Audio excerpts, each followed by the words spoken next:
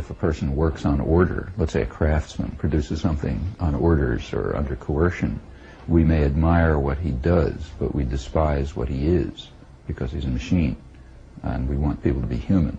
And you find exactly the same thing in Adam Smith, incidentally. One of the reasons Adam Smith was very critical of division of labor. I mean, he has an ode to division of labor at the beginning of Wealth of Nations, but if you go on, he criticizes it at the end. And he criticizes it because he says if we let division of labor continue, we will reduce people to creatures as stupid and as ignorant as it's possible for a creature to be, because they'll simply be carrying out mechanical operations under command in a very limited domain. And what you are, you know, your intelligence, your understanding, your human characteristics come from your capacity, from the options available to you to carry out independent, productive, creative activities, work included, maybe in free association with others because we're social beings, but not under external coercion. Marx himself was a complex figure. The early Marx, so you read the philosophical manuscripts and so on, you know, this is coming straight out of the French and German Romanticism. So the kinds of ideas you find expressed in Humboldt and in the more libertarian side of Rousseau himself was very split. But if you take the libertarian part of Rousseau, the Second Discourse on Inequality and Humboldt and so on, all of this that's the background in which Marx grew up. And if you read the philosophical and manuscripts of the early period, they're immersed in this. So his theory of alienation comes out of this.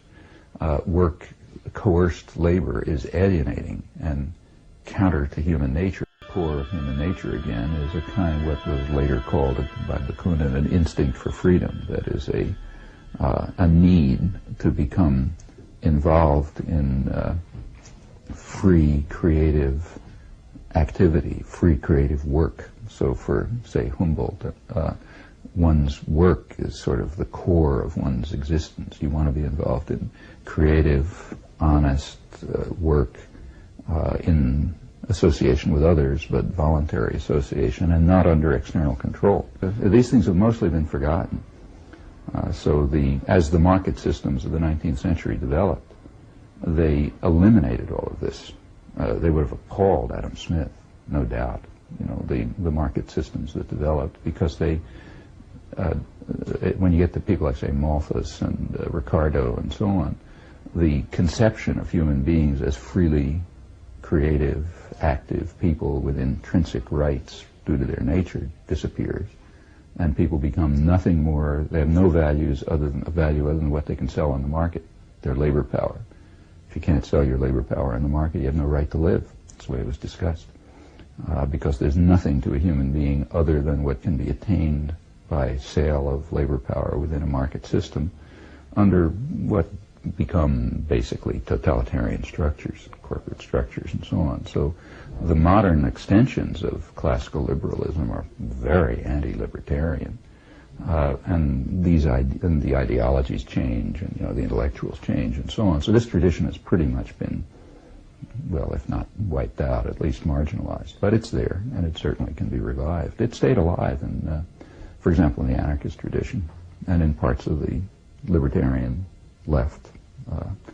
In the United States, you find traces of it real traces, as late as people like John Dewey, who probably didn't know any of these things, but just came out of it from another source and, reached the same point in his conception of democracy as of value because it opens the opportunities for people to freely liberate themselves, as they must do. It's their sort of core in essence. In the contemporary world, you'd be hard put to find much discussion of this, unfortunately. But I think it should be revived. I think it's very significant. An often heard objection against a libertarian socialist society is that no one would bother to work in it. Do you think that's a valid objection? What about those that don't want to work? Well, it's an interesting concept. Actually, this is one of the things in which I've differed for some time on with the Paracon people. They basically have the same view. Mike Albert, Robin Hannell, and the others. We've disagreed about this for many years. It's a question of what you think work is. I mean, there is a point of view associated with capitalist systems that holds that work is a burden.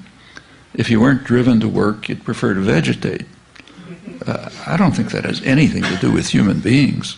And in fact, it's kind of striking that the people who hold this view, most of them come from the university or scientific backgrounds. Well, you go into, say, the university where I work, MIT, mainly scientific university, and people are working 80 hours a day, 80 hours a week, because they love their work.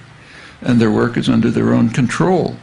You know, of all the social institutions, these especially science-based universities are places where you really do control your own work. I mean, you got to meet some conditions, but it's pretty much controlled by participants. So, you know, optimally and in fact often realistically. And under those conditions, people just want to work. The carpenters who love what they're doing and can control it, they work all the time. And in fact, you know, there's an old tradition from the Enlightenment, which is, you know, came out, grew into classical liberalism and finally anarchism, which holds that work is should be the highest, one of the highest ideals of life. Creative work under your own control. And I think most people know that that's true. When you have an opportunity to do creative work under your own control, with, especially if it has some social purpose and so on, you know, it's the best thing to do. It's a lot better than, you know, lying on a couch and watching a boring television program. So I just think it's the wrong, it's a concept of work that comes out of capitalist ideology, which says people have to be driven to work. Actually, it's very interesting to watch the debates about this. It's debated in mainstream circles, not so much in these terms, but take a look at the debates about taxation of the wealthy. The standard argument against taxing the wealthy is, well, if you put high taxes on the wealthy, they're not going to do anything. And they're the ones who invest and make things happen and so on and so forth. Now, the people who press this most are economists. And sometimes it's almost comical. There was an article, one of the major journals, by a well-known Harvard economist, liberal economist, Greg Mankiw, wrote the major texts. And he argued, he said, look, you can't, he's kind of a liberal, he says you can't tax the rich because they're not going to do anything. And then there's no economic theory behind it or any other theory, but he gives an example of himself. He says, well, if I didn't have a high salary, I wouldn't do anything. You'd never get anyone in a university saying that except from an economics department. And that's because the ideology is so built in, they can't think.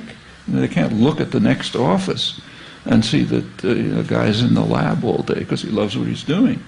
Of course, people want to do meaningful work, especially if they can run it themselves. The Paracon position that I've disagreed with is they believe that remuneration ought to be proportional to input. You know, the harder you work, the more you should be paid. But I think that's a very demeaning conception of not only of what work is, but what human beings are like. And I don't even think it's true. You know, in fact, they themselves work very hard and they don't get paid for it. So are they different from other people? You know.